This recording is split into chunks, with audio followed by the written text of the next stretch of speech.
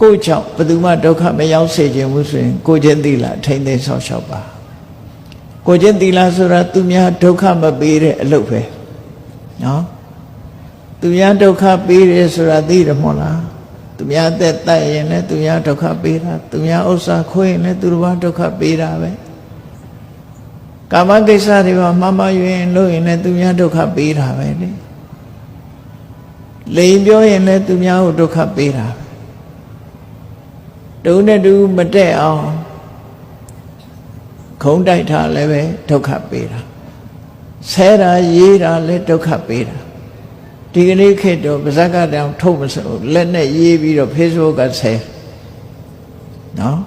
ဆဲဖို့ဆဲနည်းတွေမျိုးစုံပဲအဲ့ဒါတွေဟာကိုကျင့်သီလပျက်စီးခြင်းရဲ့အဓိပ္ပာယ်တွေပဲအဲ့ဒီလူဟာတွေမရှိအောင်သူများကိုဒုက္ခပေးတဲ့အလုပ်တွေကရှောင်ပြီးတော့ကိုကျင့်သီလနဲ့ပြည့်စုံအောင်ကြိုးစားတယ်ကာယတုစရိုက်ဝစီတုစရိုက်ကိုမကျွလွန်မဲနဲ့ကိုဒါမြင့်မြတ်တဲ့အလုပ်လို့ခေါ်တယ်ဒါကိုမြင့်မြတ်တဲ့အလုပ်ဆိုလို့ရှိရင်လိန်ပြောတာဟာအောက်တန်းကျတဲ့အလုပ်တူနဲ့တူမတက်အောင်ခုံးတိုက်တာနေရုပ်ညံ့နဲ့